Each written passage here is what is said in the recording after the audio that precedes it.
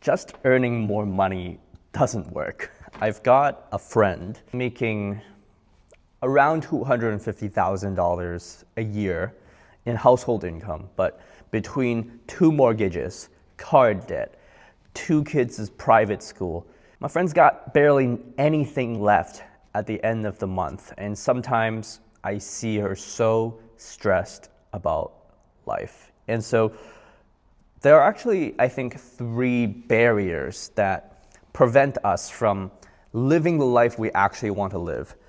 The good part is, I think whether or not you make a lot of money or not a lot of money, there are things that once you know will improve your financial IQ and get you to a better life, whatever that is for you, okay? And so when I think about the individual that doesn't invest, that just thinks, oh man, if I just made more money, my problems would be gone.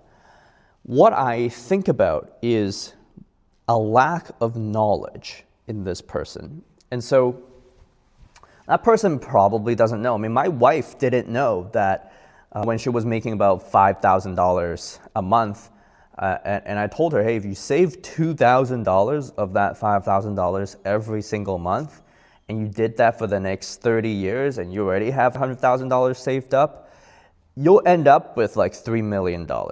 And even if you didn't have the $100,000 saved up, you'll still end up with over $1 million. And she was like, what? Really? Is that possible? Well, yeah, right? Like S&P 500 index fund. We're not even talking about beating the market. We're just saying average market returns.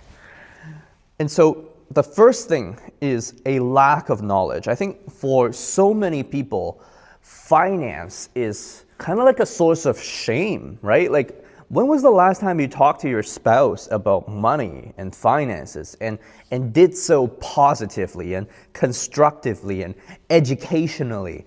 When was the last time your parents taught you anything about money, right? Because if they didn't, then you probably didn't learn anything good about it. And so a lot of people aren't educated about what money is. They don't know compound interest, right? So everything that I'm talking to you about right now is worth researching.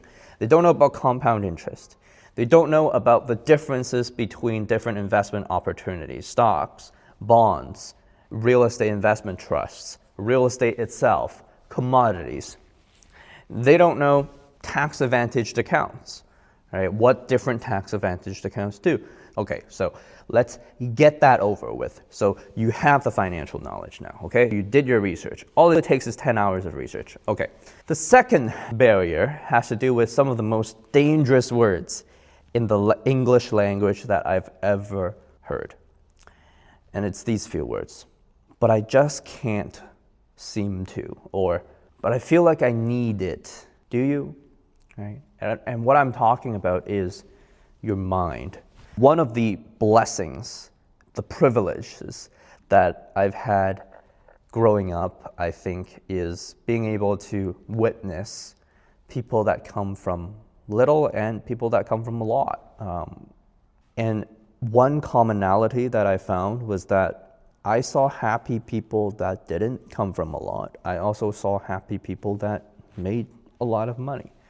And so money was not the common denominator between happiness. That planted one idea in my mind. And the idea was that if I depended on money for my happiness, then that would be fundamentally wrong, which is why I prioritize a great relationship with my wife and son and parents instead. Like, looking at life one-dimensionally is not something we should do, right? Like, if I had money, then I would be happy, is the last thought that should be in your mind. And if that is the case, right? If money isn't everything to you, then all of a sudden it becomes possible to give it up, to let go, so you can hold on to better, more valuable, more worthy things like your relationships. And I know that can sound tough when obviously you do, right? Like, you're living paycheck to paycheck and it sucks, right? Like, life sucks. And especially the case if you're making a lot of money and you're still living paycheck to paycheck. That's when you need to sit back and you need to think about, am I actually preparing myself for the future? Do I actually care too much about what other people think?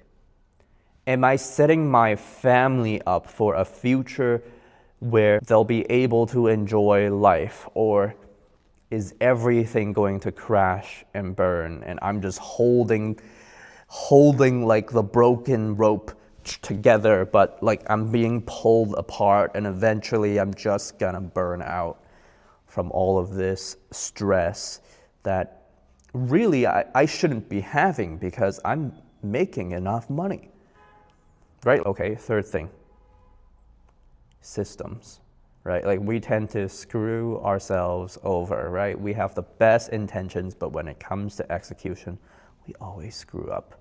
And so one thing that I find a lot of people that successfully manage their money have is a criteria for how they manage their money, and a lot of that is automated. And so they have a really good idea of how much money they want to invest every single month. They have a very good idea of how much money they want to spend every single month. They have a very good idea of where the money is going as soon as it hits the bank account. And so in this situation, I recommend having a spending account where you handle your day-to-day expenses, having a brokerage account where you handle your investments, and having like a kind of a bills account where you've set up just fixed payments to your fixed expenses every single month. And so really, if you've set those three accounts up, then the only thing you're worried about on a day-to-day basis is your spending, right? And you're not really thinking about like how much money do I have to spend or how much money is left every single month. You are just living life knowing all of your finances are taken care of. And so I feel like that's the life that will get you to your dream life of financial freedom, of spending more time with your family, of being wealthy. It's not just about making more money.